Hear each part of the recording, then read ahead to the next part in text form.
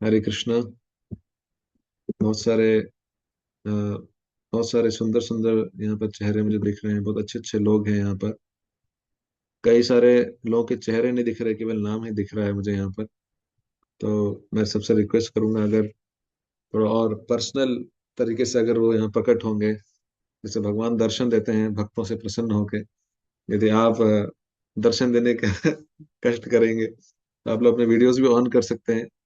तो और ज्यादा पर्सनल भावना के साथ में हम ये चर्चाएं कर पाएंगे, क्योंकि विश्व की, संसार की सबसे ऊंची चर्चाएं हम यहाँ करने वाले हैं, जो कि आजकल हमारे समाज में थोड़ा मिसिंग है। तो हम उसके लिए हम चाहते हैं कि थोड़ा एक एक सभा जैसा एक माहौल होना चाहिए। सभा, जैसे हम सब जानते हैं, सभ्य आचरण। सभ्य जो वर्ड है एक्चुअली सभा से ही आता है। तो सभा सभा में बैठने के जो लायक होता है उसे कहते हैं सभ्य। तो इसलिए हमें प्रयास करना चाहिए। थोड़ा सा हम यहाँ पे वीडियोस ऑन करेंगे ना, तो हम एक पर्सनल रूप से चर्चा कर पाएंगे आप सभी के साथ। Thank you very much. कई सारे लोगों ने वीडियो स्टार्ट किए हैं। तो आप सभी के पास यहाँ पर आकर बहुत अद्भुत आनंद की प्राप्ति हो रही है। और मैं हमारे आनंद कुंड जो यहाँ पे सर हैं, तो उनसे भी मैं धन्यवाद उनका देता हूँ कि कि वो उन्होंने मुझे मौका दिया यहाँ पर आने के लिए। तो जैसे अध्यात्म की हम बात करते हैं, आज का टॉपिक है रूट कॉज एनालिसिस। तो आज हम रूट कॉज एनालिसिस करेंगे, यानी जड़ तक पहुंचेंगे, हमारी सारी समस्याओं का जड़ क्या है। तो हर एक के जीवन में असंख्य समस्याएं हैं, अनेक अनेक समस्याएं हैं। मैं यहाँ पूछूंगा तो अभी पूरा चैट बॉक्स भर जाएगा। इतना स्पेस, क्लाउड, इतना क्लाउड का स्पेस है हमारे जूम के पास भी नहीं होगा जितनी हमारी समस्याएं होंगी। इसलिए मैं यहाँ पे समस्या नहीं पूछूंगा, लेकिन इन सारी समस्याओं का समाधान और जीवन में सक्सेस के मंत्र, ये सब हमारे पास पहले से हमें दिया गया है। तो हम लोग वो सब चर्चाएं आज यहाँ पर एक साथ हम लोग करेंगे। और कुछ चीजें हम साथ में देखेंगे भी। कुछ वीडियोस में मैं आपके लिए लाया हूँ, वो भी हम यहाँ पे मैं शेयर करूंगा आप लोगों के साथ में। इंफॉर्मेटिव वीडियोस भी हैं। तो आध्यात्म की बात जब व्यक्ति करता है ना, कभी कभी व्यक्ति डर जाता है। आज मैं कुछ स्टूडेंट से मिल रहा था, तो उनसे हम यही चर्चा कर रहे थे, क्यों ऐसा है कि युवा वर्ग या जो वृद्ध लोग हैं या माता पिता जो भी हैं, वो लोग आध्यात्म से डरते क्यों हैं। ऐसा क्या भावना उनके मन में आता है कि उनको लगता है आध्यात्म से मतलब क्या ऐसा, उसमें ऐसा गड़बड़ है, या क्या ये लोग धोखा देते हैं, क्या ये सबको साधु बना देते हैं, क्या चक्कर क्या है जिससे कारण लोग अध्यात्म से जुड़ते नहीं हैं। एक्चुअली में अगर हम भारत देश की बात करें, तो भारत देश इस संसार में सबसे पावरफुल कंट्री है। क्यों मैं ऐसा कह रहा हूँ, क्योंकि मैं भारत का हूँ इसलिए नहीं कह रहा हूँ। क्योंकि जिस प्रकार से एक हाथी होता है, वो हाथी एक महावत के कंट्रोल में आ जाता है, जबकि वो हाथी हजारों हजारों लोगों को केवल अपनी सूंड मात्र से मार सकता है, हटा सकता है, सब कुछ कर सकता है।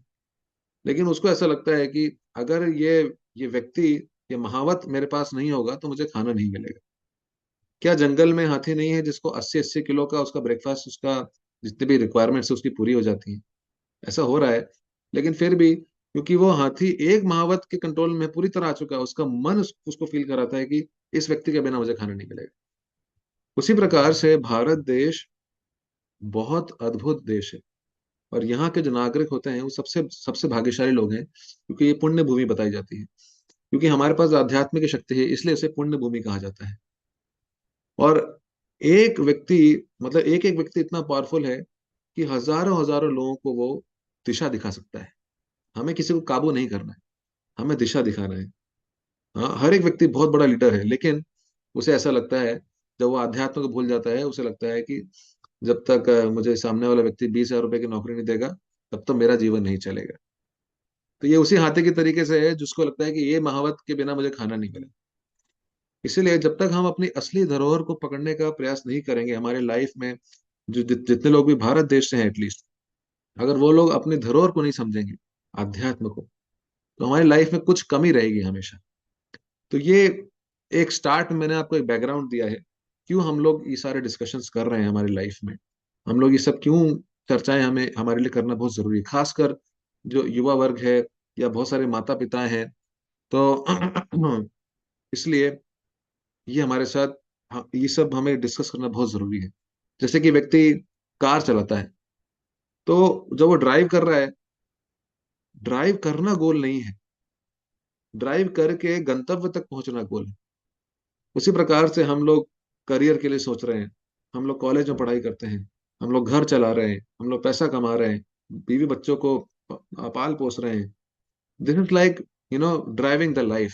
हम लोग इस जीवन के गाड़ी को चला रहे हैं, लेकिन गाड़ी चलाना हमारा पर्पस नहीं है। हमारा पर्पस है गंतव्य तक पहुंचना। और जब तक व्यक्ति गंतव्य को समझेगा नहीं कि मुझे कहाँ जाना है, ये लक्ष्य क्या है जीवन का, मैं जो कर रहा हूँ क्यों कर रहा हूँ, वो व्यक्ति कंफ्यूज रहेगा, दुखी रहेगा। अंधेरे कमरे में व्यक्ति को दिखाई नहीं देता है सब कुछ, इसलिए उसके मन में एक डर रहता है, कहीं मैं गलत जगह पे पैर तो नहीं रख दूंगा। क्यों डर है? क्योंकि अंधकार है। लेकिन जैसे ही कोई कमरे की रोशनी जला दे, लाइट ऑन कर दे, तो उसके अंदर से वो डर चला जाएगा, क्योंकि हर चीज उसको दिख जाएगी कि यहाँ पे ये सामान रखा है, मुझे कैसे निकलना है बाहर, उसको पता चल जाएगा। उसी प्रकार से हमारे हृदय का जो अंधकार है, उसके कारण व्यक्ति के जीवन में कंफ्यूजन होता है। कई सारे लोग हमसे डाउट पूछते हैं, हमारी लाइफ में इतना ये स्ट्रेस, डिप्रेशन, ये कंफ्यूजन क्यों है? इसलिए है क्योंकि हमारे हृदय में अंधकार है, और वो अंधकार हमारे माइंड को क्लाउड कर देता है, और सही दिशा हमें मिलती नहीं है। हम कंफ्यूज हो जाते हैं। व्यक्ति के पास जॉब है, व्यक्ति के पास पैसा है, सब कुछ है, लेकिन वो कंफ्यूज है, मुझे आगे क्या करना है। जो जो कॉलेज में है वो कंफ्यूज है कि मुझे आगे करियर क्या बनाना है। जो जिसको जॉब मिल गई कंफ्यूज है कि अब मैं आगे क्या करूंगा। हर लाइफ के एक स्टेज में उसके लाइफ में समस्या चल रही है। जीवन की हर परिस्थिति में उसके पास समस्या है, समस्याओं का अंत नहीं है। उसी प्रकार से जैसे कि आप इमेजिन करिए कि आप एक पानी में, पानी नहीं, महासागर में है, और महासागर में लहरें हैं, और आप एक शिप के अंदर बैठे हैं, और बहुत बड़ा तूफान है उस समय। क्या आप शिप के अंदर बैठ शांति से बैठ पाओगे? उस शिप के अंदर, उस पानी के जहाज में शांति से बैठ पाओगे? बाहर तूफान आ रहा है। कोई ऐसा है जो बहुत शांति से एकदम कामली कूल माइंडेड अंदर बैठ पाएगा? नहीं बैठ पाएगा। उसके मन में डर रहेगा। या फिर अगर आप में से किसी ने फ्लाइट में ट्रेवल किया होगा, जब फ्लाइट आसमान में होती है, कहीं कहीं पर एयर पॉकेट्स आते हैं, तो एयर पॉकेट्स में फ्लाइट बहुत जल्दी ऊपर नीचे होती है, ऐसे ऐसे करके। तो क्या उस समय आप शांति से बैठ पाओगे फ्लाइट के अंदर, जिस समय फ्लाइट बहुत तेज हिल रही होगी, वाइब्रेट कर रही होगी? कोई नहीं शांति से बैठ पाएगा। उसी प्रकार से आप इस मन के अंदर हो, और ये अगर ये आपका मन विचलित है, आपके मन के अंदर तूफान चल रहा है, तो आपकी आत्मा खुश कैसे रहेगी? आप शांति से जीवन जी कैसे पाओगे अगर आपका मन ही अशांत है? इसलिए जब तक हम अपने मन पे काम नहीं करेंगे, माइंड, ये जो मैं टर्म यूज कर रहा हूँ, रूट कॉज एनालिसिस पे हम जा रहे हैं। इसीलिए मैं यहाँ तक पहुंच रहा हूँ। और हम सबको ये समझना है, हम एक ऐसे जहाज में नहीं चलना चाहते जहां पर हमेशा डिस्टरबेंस रहे। हम एक ऐसे जहाज में उड़ना चाहते हैं जो कि कूल हो, जहां पे स्थिरता हो, जो कि हमें गंतव्य तक लेके जाए। तो ऐसे मन अगर हमें चाहिए, ऐसा हमारे लाइफ में हमें माइंड, मेंटल पावर चाहिए, जिससे कि मैं अपने गंतव्य तक स्टेबिलिटी के साथ पहुंचूं। ये हर कोई चाहता है, लेकिन लोग इस ऐसे मन को प्राप्त नहीं कर पाते हैं। जैसे मैं आजकल कभी कभी मैं देखता हूँ किसी का फेसबुक का स्टेटस, तो उसमें मैं जब पढ़ता हूँ तो कहीं कहीं लिखा रहता है इन अ रिलेशनशिप, यानी किसी के साथ किसी संबंध में है। फिर कुछ समय के बाद मैं उसी का फेसबुक पेज खोलता हूँ, और उसका स्टेटस पर लिखा रहता है सिंगल। तो कितना विचलित मन है, कितना तूफान चल रहा है उसके जीवन में। अभी संबंध में है, अभी फिर संबंध टूट गया, फिर संबंध बना। तो हम इस जगत में हर कोई एक संबंध ढूंढ रहा है। Everybody is looking for relationship in this life. तो हम अनेक अनेक जगहों पर, अनेक अनेक माध्यम से उस संबंधों को ढूंढते हैं, संबंध बनाने का प्रयास करते हैं, लेकिन संबंध चलते नहीं हैं लंबे समय तक। लेकिन इच्छा होती है हर एक की। इसीलिए जब तक कोई भगवान से अपना संबंध नहीं बनाएगा, तब तक उसका शाश्वत संबंध स्थापित नहीं होगा। भाई, एक भगवान ही होते हैं जिसके साथ व्यक्ति का, एक जीव का शाश्वत संबंध स्थापित हो सकता है। इसलिए भगवान तो कहते हैं पुरुषम शाश्वतम दिव्यम आदि देवम अजम विभुम। ये भगवत गीता में आ, स्वयं कृष्ण भगवान ने ये बताया है। पुरुषम शाश्वतम दिव्यम आदि देवम, यानी सारे देवताओं के जो आदि हैं, पुरुषम, यानी जो सबसे जो महान पुरुष जिन्हें कहा जाता है, शाश्वतम, हमेशा से है। तो हम लोग क्या ढूंढ रहे हैं इस जीवन में, किस चीज के पीछे हम लोग भाग रहे हैं, इस पे एक बार विचार करना पड़ेगा। इसी रूट कॉज एनालिसिस पर हम आज चर्चा कर रहे हैं। हाँ, जैसे हम, आप मान लीजिए आपके आपके दो फ्रेंड्स हैं, उसमें से एक ऐसा फ्रेंड है जो कि हमेशा आपके हित के लिए सोचता है, जो कि हमेशा आपको हेल्प करना चाहता है। और आपके पास जो कमी होती है वो आपको उस कमी को पूरा करना चाहता है, लेकिन आपसे ज्यादा कुछ मांगता नहीं कभी भी। एक और फ्रेंड है आपका जो कि आपके पास आता है आपसे कुछ फायदा उठाने के लिए, वो भी फ्रेंड ही है, हर प्रकार के फ्रेंड होते हैं। वो आपसे हर बार फायदा उठाने के लिए आता है, आपका सामान ले जाता है फिर वापस नहीं करता है। इस प्रकार का थोड़ा सा वो आपका फ्रेंड है, जो कि थोड़ा थोड़ा कभी कभी आपको चीट भी करता है। अब आप बताइए, आप किस फ्रेंड के प्रति ज्यादा, हाँ, आपका रुझान किसके प्रति होगा? जो आपका वफादार मित्र है, या फिर जो आपको थोड़ा थोड़ा कभी कभी बीच में धोखा देता है? हाँ, फ्रेंड वन। कृष्ण तिवारी ने नीचे लिखा है फ्रेंड वन। तो आप में से कोई भी होगा, अगर वो मतलब मैं जितने लोगों को जानता हूँ, वो लोग पहले मित्र को चूज करेंगे अपनी लाइफ में। हाँ, सत्यम ने भी लिखा है वन। क्यों ऐसा है? क्योंकि हम सब अपने जीवन में धोखा नहीं चाहते हैं। हम सब अपने जीवन में एक ऐसा मित्र चाहते हैं, एक ऐसा संबंध चाहते हैं जहां पर हमें हमारे हमको हैप्पीनेस मिले, हमें सुख मिले, हमें आनंद मिले। हम सब ऐसा संबंध चाहते हैं। उसी प्रकार से भगवान भी हमसे ऐसा संबंध चाहते हैं। स्वयं भगवान श्री कृष्ण भी एक ऐसा संबंध चाहते हैं जहां पर जो जीव उनके पास आ रहा है वो उनको धोखा ना दे। हम मंदिर जाते हैं, हम किस प्रकार की प्रार्थना करते हैं, हम सोच के देखिए कि हम लोग हमेशा कुछ मांगने के लिए जाते हैं या कभी हम सेवा करने भी जाते हैं। मैं ये क्यों डिस्कस कर रहा हूँ? क्योंकि ये आइडेंटिफाई करना जरूरी है कि हम एक्चुअली में कौन हैं। Who are we? यही प्रश्न अर्जुन के दिमाग में भी, अर्जुन के मन में भी आया था कि मैं कौन हूं? आपने मुझे इस युद्ध भूमि के बीच में खड़ा कर दिया है। मेरे एक तरफ पांडव सेना है, मेरी एक तरफ पूरी कौरव सेना है, और ये सब के सब मेरे मेरे घनिष्ठ हैं। और आज आप मुझे बोल रहे हैं मुझे इन सब को मारना पड़ेगा, इन सब के प्रति मुझे युद्ध लड़ना पड़ेगा। तो अर्जुन एकदम हताश हो गए, क्योंकि ये बहुत स्ट्रेस वाली परिस्थिति है। विश्व युद्ध, विश्व का मतलब ये वर्ल्ड वॉर का भी वर्ल्ड वॉर है, ऐसा वर्ल्ड वॉर हुआ नहीं पहले। ऐसी जबरदस्त खतरनाक परिस्थिति में अर्जुन को बीच में मझधार में खड़े हैं कि मैं क्या करूं, मैं युद्ध करूं कि नहीं करूं। और वो हार मान चुके थे, मैं युद्ध नहीं करूं। यही सेम परिस्थिति हमारी लाइफ में आती है। हम सब लोग के लाइफ में कुछ ना कुछ एक ऐसा इंपॉर्टेंट इवेंट होता है, कोई बहुत इंपॉर्टेंट एग्जाम है जिसके लिए हमने 2 साल प्रिपेयर किया है, या कोई और भी बहुत सारे प्रकार के, कोई फंक्शन है बहुत बड़ा जिसके लिए हमने पिछले 6 महीने से लगातार तैयारी करी है।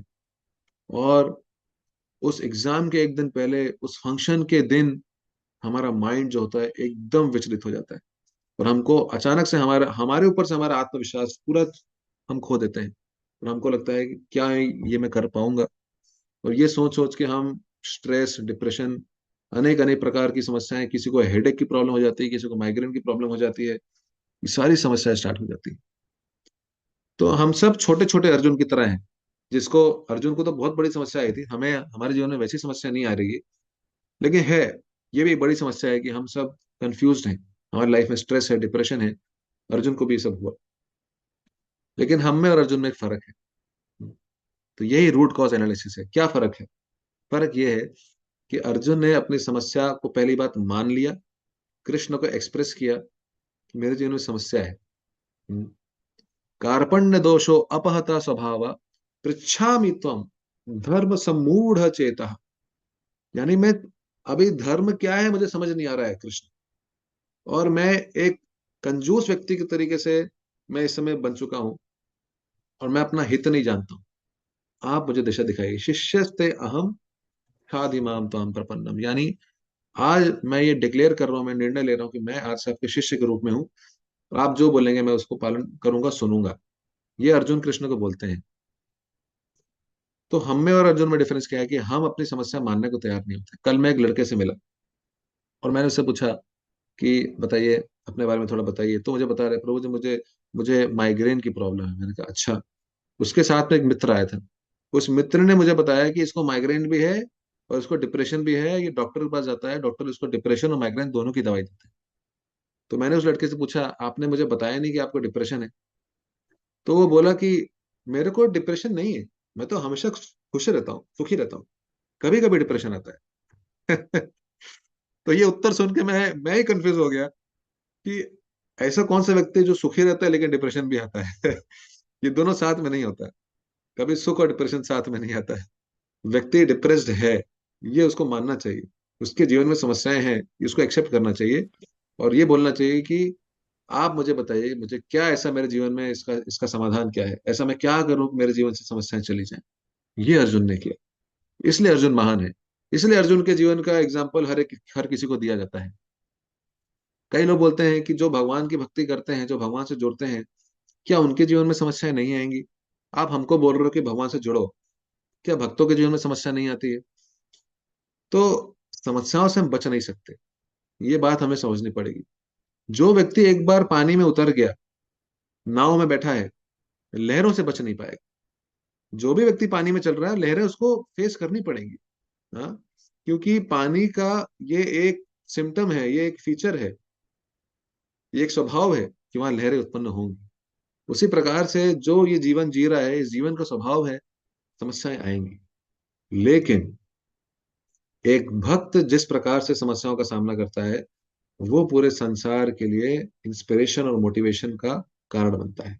जैसे अर्जुन, जैसे जैसे पांच पांडव, ऐसे अनेक अनेक उदाहरण हमारे शास्त्रों में दिए हुए हैं। द्रौपदी, इन सब ने जिस प्रकार से समस्याओं को देखा था, झेला था और उन समस्याओं को पार किया, वो पूरे संसार के लिए एक बहुत बड़ा सीख देके गए।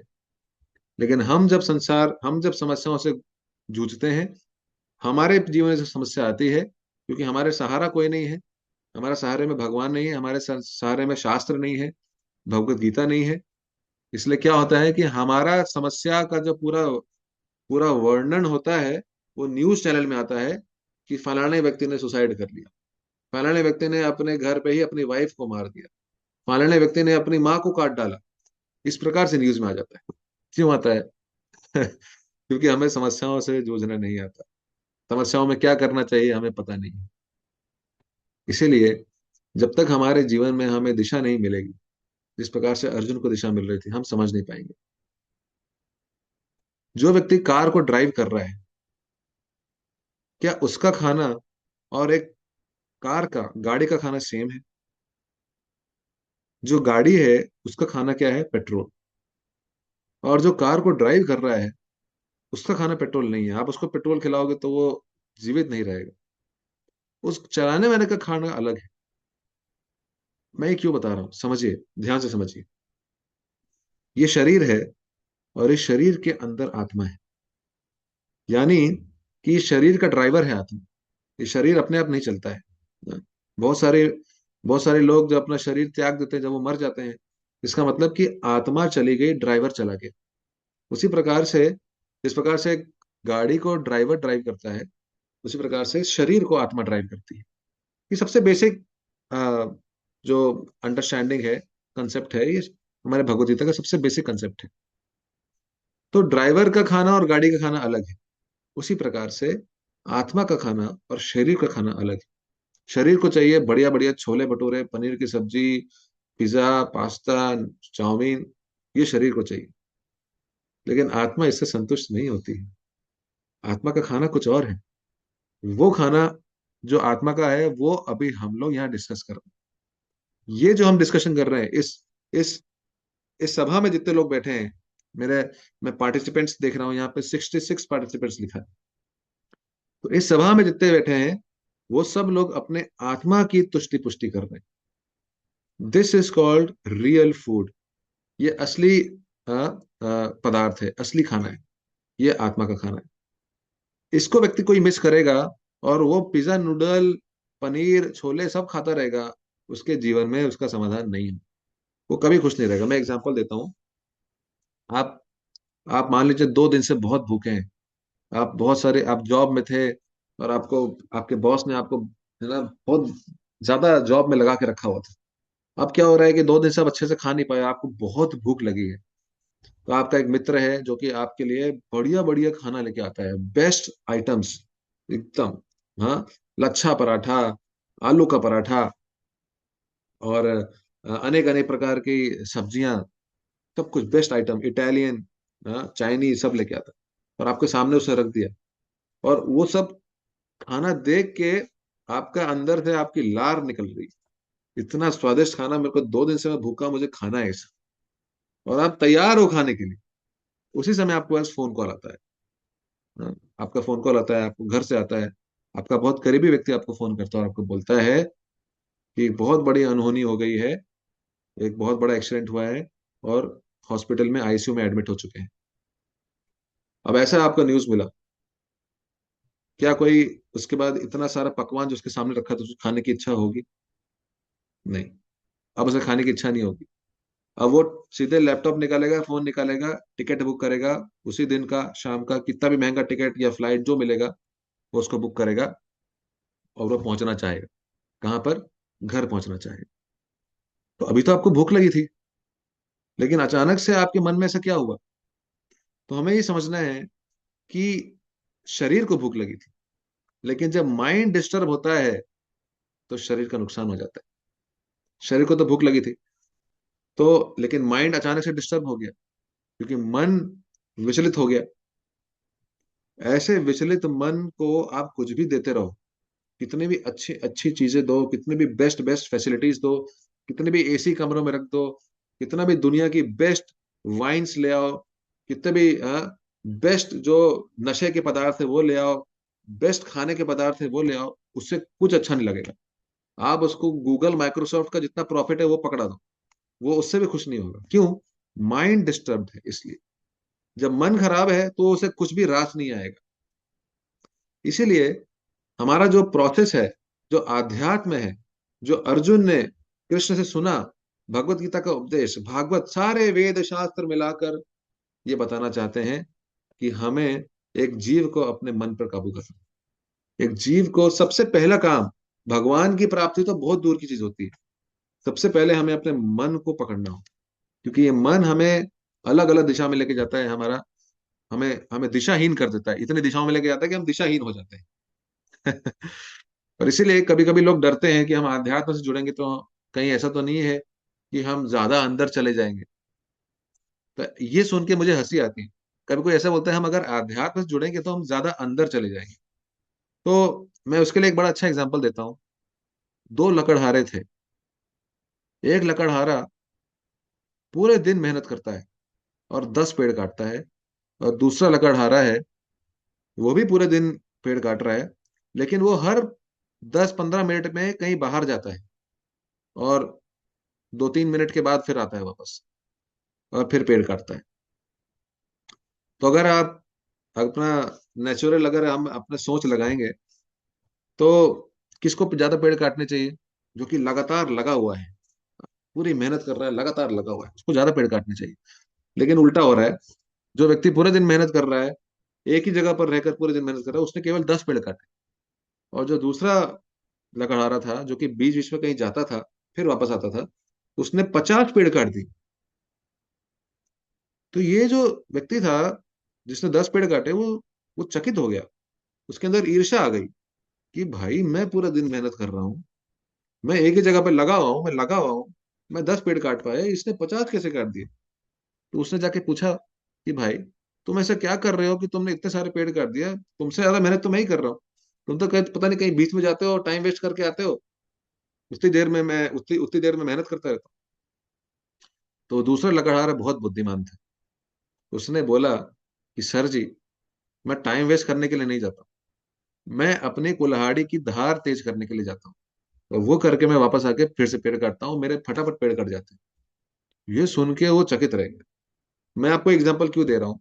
क्योंकि जब व्यक्ति आध्यात्म का सहारा लेता है ना लाइफ में, जब वो ग्रंथ पढ़ता है, जब वो मंत्र जप करता है, तो ये सारे जो कार्य हैं, एक्टिविटीज हैं, ये हमारी धार तेज करते हैं, ये हमारे मन को और पैना कर देते हैं और अलर्ट करते हैं।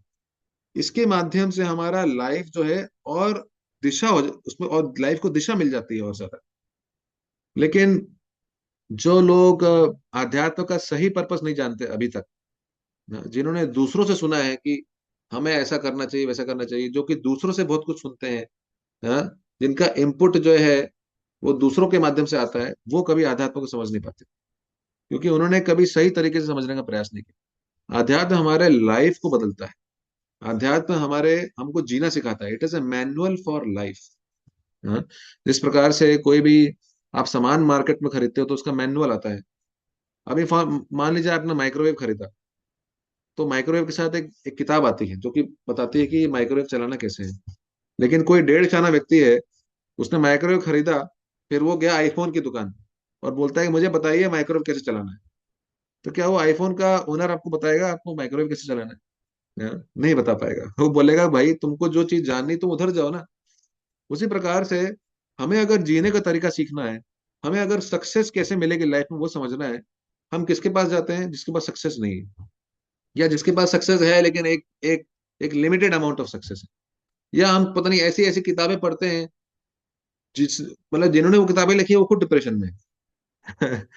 और हम सोचते हैं कि हमारा हमें जीने का तरीका मिल जाए, हमें सक्सेस मिल जाए। नहीं, जिसने हमें जीवन दिया है उसने हमें जीने का तरीका और सक्सेस बताया है। जिसने ये हमें शरीर दिया है, शरीर रूपी ये इंस्ट्रूमेंट है। शरीर जैसे मैंने बताया था कार है, तो जिसने हमारे लिए कार बनाई है, जिसने हमारे लिए ये इंस्ट्रूमेंट बनाया है, उसने इसकी मैनुअल भी दिया है। जो वेद है ये इसका मैनुअल है। इसलिए वेदों को मैनुअल ऑफ लाइफ कहा जाता है, यानी जिससे हमें जीने का तरीका मिलता है। लेकिन दुर्भाग्य की बात है, हमारे भारतीय लोग ही वेदों को क्या बोलते हैं? Myth, mythology. मुझे तो शर्म आ जाती है कभी कभी कि हमारे ही अपने लोग, भारतीय लोग, शास्त्रों को मनगढ़। आपको पता है मिथाइल माइथोलॉजी का मतलब क्या होता है? माइथोलॉजी मतलब कि ये कंसेप्ट है, ये सत्य नहीं है। जैसे कॉन्सेप्ट कार्स होती हैं, कुछ कंपनीज BMW मर्सिडीज, ये लोग कॉन्सेप्ट कार बनाते हैं, यानी वो केवल कंप्यूटर पे है, वो रियलिटी में नहीं है। उसी प्रकार से आध्यात्म को महाभारत, रामायण, गीता, ये शास्त्र, हमारे आचार, हमारे भागवत जिसके अंदर प्रहलाद महाराज, गजेंद्र, इन सब की कथाएं दी हुई हैं, वो कहते हैं कि ये सब थ्योरी है, ये कंसेप्ट है, ये रियलिटी नहीं है। इसलिए उसको बोलते हैं द माइथोलॉजी, हिंदू माइथोलॉजी। इसी कारण से इस देश का नुकसान हो रहा है, इसी कारण से युवा वर्ग का नुकसान हो रहा है। आप सोच के देखिए टेक्नोलॉजी कितनी बढ़ती जा रही है, टेक्नोलॉजी अपग्रेड हो रही है। हाँ? क्या लाइफ अपग्रेड हो रही है? लाइफ डिग्रेड हो रही है। एक व्यक्ति पूरे जीवन भर मेहनत करता है, बहुत पैसा कमाता है, अपनी हेल्थ को दांव पे लगा देता है, अपने स्वास्थ्य को दांव पे लगाता है, और बहुत पैसा कमाता है। और फिर जब उसका स्वास्थ्य इतना खराब हो जाता है कि वो चल भी नहीं पा रहा है, तो जितना पैसा कमाया था उसको स्वास्थ्य को कमाने में लगा देता है।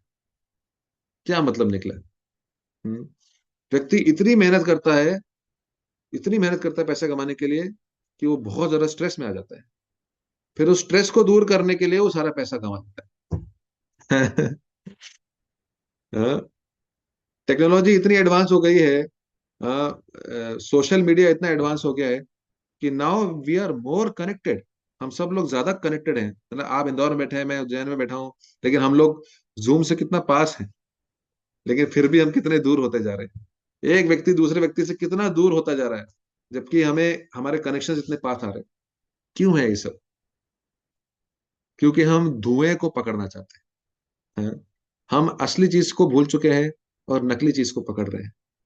हम अपने ही जो जो जो शास्त्र, जो विद्या हमको सशक्त बनाती है, जिसने हमारे पूर्वजों को सशक्त बनाया है, जिसने हमारे ऋषि मुनियों को महान बनाया है, उसको हम भूल कर ऐसी चीजें पढ़ रहे हैं जो कि हमें दास बनाती है।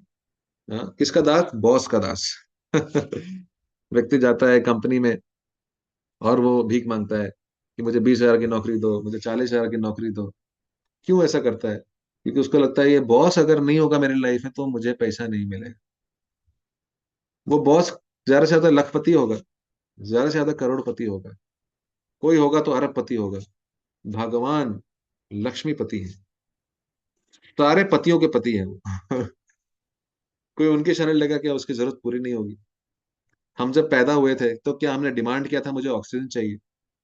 हम जब पैदा हुए थे तो क्या हमें डिमांड किया था कि मुझे इस प्रकार की नाक चाहिए, मुझे देखने के लिए आंख चाहिए, मुझे सूंघने के लिए हवा चाहिए। क्या हमने डिमांड किया था ये सब? हमको सब कुछ भगवान देते हैं हमारे जीने के लिए। लेकिन जिस समय हम भगवान को भूल जाते हैं, उस समय हमारी लाइफ में स्ट्रेस, डिप्रेशन, अनेक अनेक प्रकार की समस्याएं स्टार्ट होती हैं, जिसका रूट कॉज है हाँ, हमारा मन अनियंत्रित है, और हमारा मन गलत चीज के सहारा लेकर जीने का प्रयास कर रहा है। गलत चीज का सहारा, गलत व्यसनों का सहारा लेकर जीने का प्रयास कर रहा है। मान के चलिए एक बहुत खतरनाक तूफान आ रहा है, और आपके पास दो ऑप्शंस हैं कि आप एक एक पतला सा एक पोल है, प्लास्टिक का पाइप होता है ना, घरों के बाहर लगे होते हैं पतले वाले, आपने उसको पकड़ा है। और एक दूसरा व्यक्ति है जिसने जिसने एक मोटे से पोल को पकड़ा है, लोहे का मोटा सा पोल है, उसने उस मोटे पोल को पकड़ के रखा है। तो अभी तूफान दोनों के लिए आ रहा है। वो जो जिसने पतला सा पाइप पकड़ा है उसके लिए भी तूफान आ रहा है, और जिसने मोटा लोहे का पाइप पकड़ा है उसके लिए भी तूफान आ रहा है। लेकिन वो जो पतले पाइप वाला जो व्यक्ति है वो उड़ जाएगा। क्यों? क्योंकि सहारा बहुत कमजोर लिया है उसने। और मोटे पाइप वाले व्यक्ति के जीवन में तूफान आया है लेकिन वो बच जाएगा। तूफान तो आएगा लेकिन बचेगा। उसी प्रकार से जितने भी लोग हैं आज के, जितने भी मैं देखता हूँ लोगों को जिनसे मिलता हूँ, जिन्होंने आध्यात्म का सहारा नहीं लिया अपनी लाइफ में, वो समस्याओं में कोसों मील तक उड़ जाते हैं, दिखते ही नहीं है। जब भी कोई भी समस्या आती है वो एकदम सकपका जाते हैं, उनके हाथ पैर कांपने लगते हैं, उनको पता नहीं चलता मैं करूं क्या लाइफ में। लेकिन जो आध्यात्म का सहारा लेते हैं, जो भगवान के भक्त होते हैं, जो कि जो कि शास्त्रों को पढ़ते हैं, उनके जीवन में समस्या आती भी है, वो आती है, वो चली जाती है, उनको अफेक्ट नहीं होता, उनको फर्क नहीं पड़ता। ये रियलिटी है। हाँ, ये इस पे मैंने इसके ऊपर सर्वे किया है, मैं कई लोगों से मिला हूँ, और मैंने ये देखा है। इसीलिए जो योग होता है, आप सोच के देखिए प्रभु, आजकल पूरे वर्ल्ड में yoga, meditation, astronomy, astrology, medical science, number system, बहुत सारी चीजें हैं। मैंने उसमें से आपको 1% बताया है। ये सारा का सारा ज्ञान भारत से विदेश गया है। आज पूरे विश्व में जो ये सब लोग कर रहे हैं, मेडिकल साइंस, सर्जरी, ये सब हमारे यहाँ से गया है। ये पहले कहीं कोई ये लोग जानते नहीं थे इसको, या जानते भी होंगे तो बहुत उतना एडवांस नॉलेज उनके पास नहीं था। हमारे शास्त्रों में इतना डीप नॉलेज लिखा है, आप चकित रह जाएंगे। हम्म। और आजकल ये सारे साइंटिस्ट जो हैं वो सब नोबेल प्राइज जीतते हैं। ये सारे नोबेल प्राइज एक्चुअली हमारे शास्त्रों को मिलने चाहिए, क्योंकि इसके अंदर सारा गहरा रहस्य दिया हुआ है। लेकिन हम बुद्धिहीन लोग हैं, हम अपने शास्त्र नहीं पढ़ते। हम पढ़ते हैं विदेशी शास्त्र, यानी उनके यहाँ से जो किताबें प्रिंट होके आती हैं वो हम पढ़ते हैं। और हम अपना जीवन ठीक करना चाहते हैं। आप सोच के देखिए, हमने जो कॉलेज में, कोचिंग में, या जो भी हमने पढ़ाइयाँ, जो सब्जेक्ट्स पढ़े हैं, ज्यादा से ज्यादा कितने साल पुराने? 100 साल, 50 साल, 200 साल, इससे ज्यादा पुराने तो नहीं है। हमारे वैदिक ग्रंथ लाखों साल पुराने हैं। उस पे हमारा विश्वास नहीं आता है। हमारा विश्वास आता है ये 50 साल पुरानी फिजिक्स की बुक पे, 100 साल पुरानी केमिस्ट्री की, कॉमर्स की बुक के ऊपर, जो कि आज की विद्या है। ये हमारा अनियंत्रित मन है ना, जिसको धोखा देना बहुत आसान है। हाँ, मैं आपको एक वीडियो दिखाता हूँ।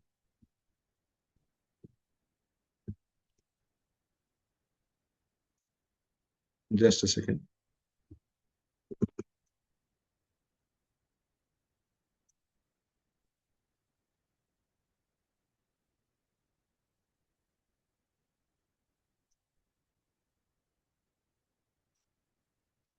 इसको ध्यान से देखिएगा वीडियो।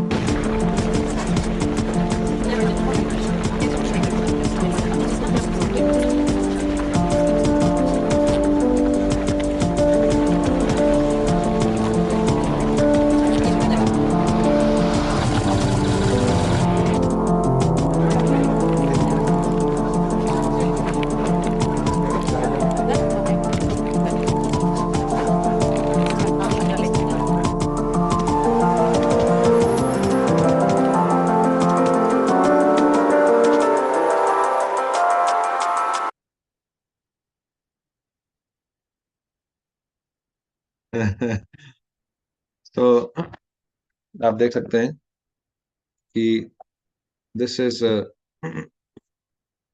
This is illusion. मेरा वॉइस सबके पास आ रहा है क्या?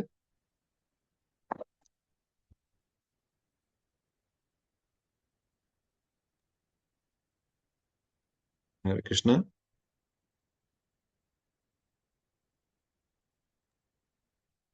Yes, yes, bro. Yes.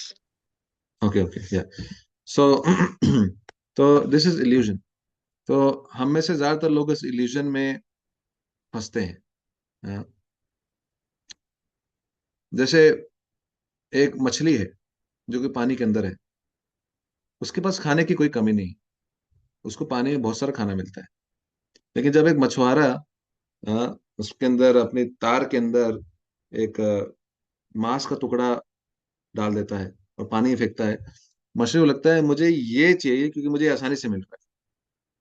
तो आसानी से उस चीज को, उस मांस को पाने के चक्कर में वो उस अपनी जीभ के माध्यम से अट्रैक्ट हो जाती है। उसकी जीभ बोलता है, उसका टंग, उसकी जीभ बोलती है इसको खा लो, अभी मिल रहा है, अभी ले लो उसको।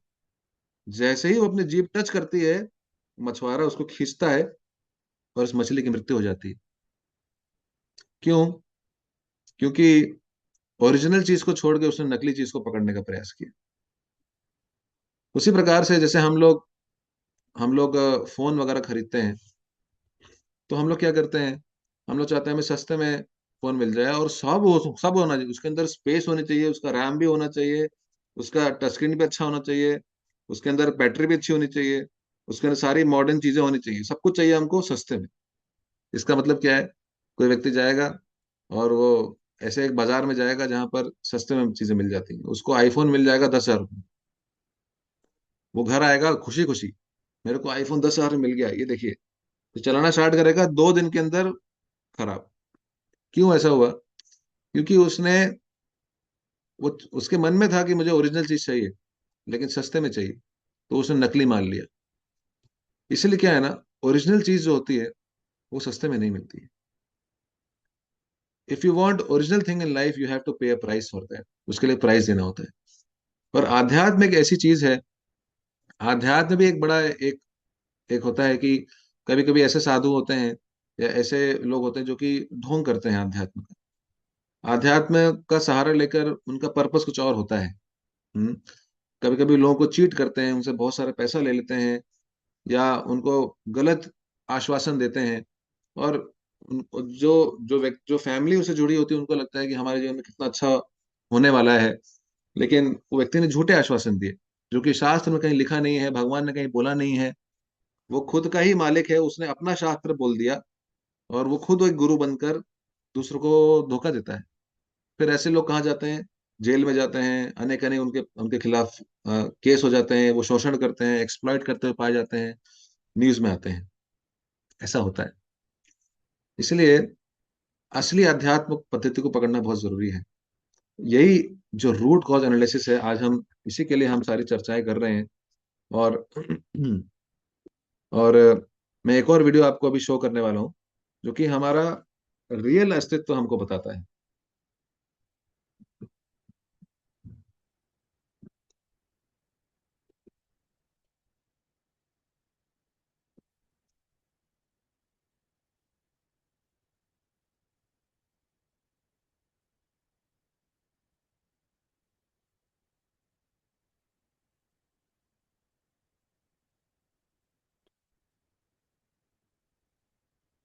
तुम शरीर नहीं, शाश्वत आत्मा हो जो ना जन्म लेती है ना मरती है, केवल शरीर बदलती है। देहिनोऽस्मिन् यथा देहे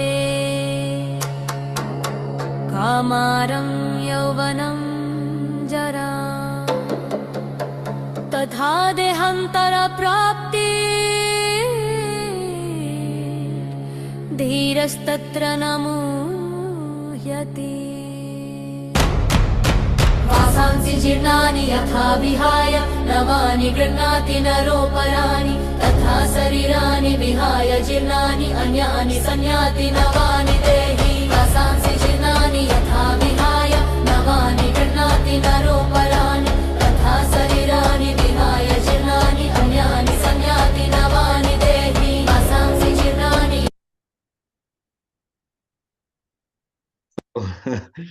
तो ये सारे वीडियोस हैं जिसके माध्यम से मैं एक्चुअली कन्वे करना चाहता हूँ हमारी जो फिलॉसफी है ना, भगवत गीता में जो शास्त्रों में जो फिलॉसफी दी हुई है, ये संसार की सबसे उत्कृष्ट फिलॉसफी है।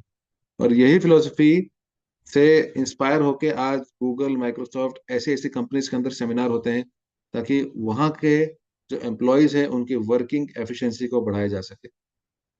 वो लोग नाम मिलते नहीं है कि ये गीता का कोर्स है, वो लोग उसको कुछ और नाम देते हैं, फ्रॉम स्ट्रेस टू स्माइल, ऐसे अनेक अनेक नाम देते हैं।